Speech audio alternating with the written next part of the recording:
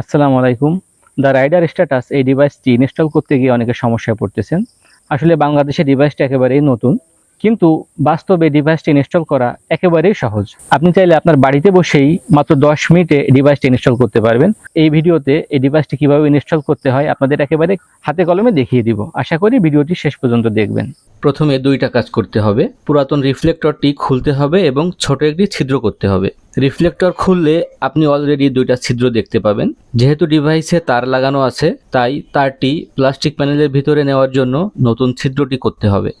এরপর ডিভাইসটি পজিশন মতো সেট করে স্ক্রু টাইট দিয়ে দিলেই ডিভাইসটি সেট হয়ে যাবে। এখন ডিভাইসের তারের সাথে আমরা এক্সট্রা যে তারটি দিয়েছি সেটি জোড়া দিতে হবে। ডিভাইসে 3টি তার দেখতে পাবেন।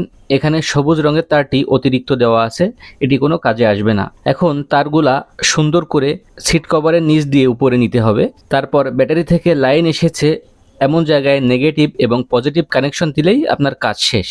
এখানে একটি বিষয় খেয়াল রাখবেন, ডিভাইসে অবশ্যই বাইকের ব্যাটারি থেকে পাওয়ার দিতে হবে, জেনারেটর থেকে কানেকশন দেওয়া যাবে না। এখন চাবি দিয়ে বাইক অন করলে ডিভাইসটি অন হবে এবং বাইক অফ করলে ডিভাইসটি অফ হয়ে যাবে।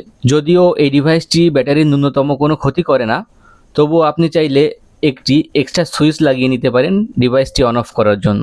ভিডিওটি শেষ পর্যন্ত দেখার জন্য অসংখ্য ধন্যবাদ।